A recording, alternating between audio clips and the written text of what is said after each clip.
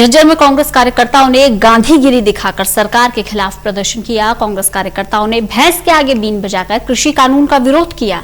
देखिए रिपोर्ट। द्वारा पारित किए गए नए कृषि बिल को लेकर शुक्रवार को झज्जर में कांग्रेसियों ने गांधीगिरी दिखाकर विरोध किया। यहां कांग्रेसियों ने भैंस के सामने बीन बजाकर अपना विरोध जताया।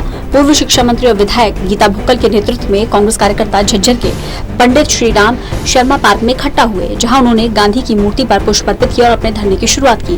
कांग्रेस कार्यकर्ताओं ने धरना स्थल पर बकायदा भैंस को खड़ा किया और बीन बजाई।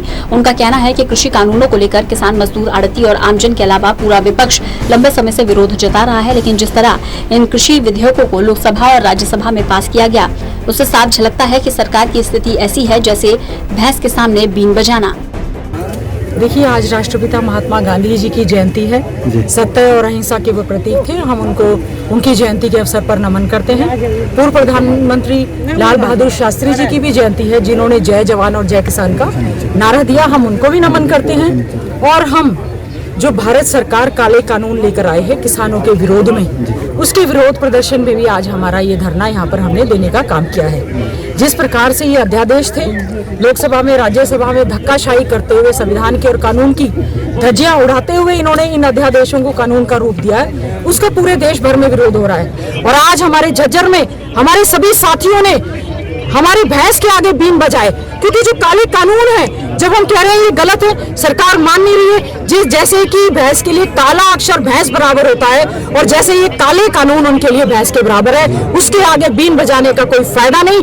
हम लोग सड़कों पर किसान मजदूरों की लड़ाई को लड़ने का काम करेंगे।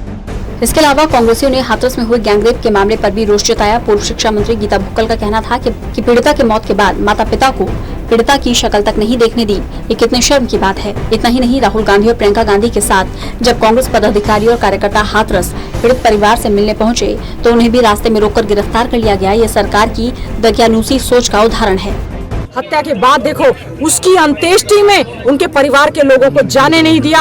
हम लोग ऐसी घटनाओं में, ये सरकार जो बेटी बचाओ और बेटी पढ़ाओ का केवल नारा देती है, केवल एडवर्टीजमेंट पर खर्चा करती है, केवल और केवल प्रचार प्रसार करती है। कितनी बेटियां हैं जिनके साथ रेप हुए। इस सरकार ने दोषियों को प्रोटेक्ट किया और उसकी अंत्येष्टि रात के अंधेरे में कर दी। गुंडा राज चल रहा है यूपी में, गुंडा राज चल रहा है हरियाणा में।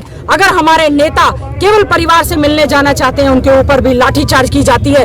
आने वाले समय में जनता इन चीजों का बदला लेगी और हम बहन बेटियों की आबरू के लिए पूरी की पूरी लड़ाई लड़ेंगे, संघर्ष करेंगे। आज हमने कैंडल्स जलाए हैं। उसके बाद ऐसे सरकारें, क्योंकि इनको नहीं मालूम है, देश के प्रधानमंत्री जी छोटी से छोटी बात पर लेकर मन की बात करते हैं, चाहे कुत्तों की बात हो, चाहे खिलौनों की बात हो।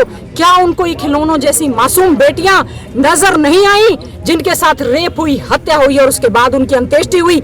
वहां पर तुरंत जो है राष्ट्रपति शासन लगा देना चाहिए था। कृषि कानून और हाथरस गैंगरेप को लेकर जहां कांग्रेस लगातार सरकार पर हमलावर है, तो वहीं सरकार भी इस मामले पर अपनी सफाई देने से पीछे नहीं हट रही। अब देखना होगा कि कांग्रेस कब तक अपने विरोध प्रदर्शन को खत्म करेगी। झज्जर से योगेंद्र सैनी, टोटल न्यूज।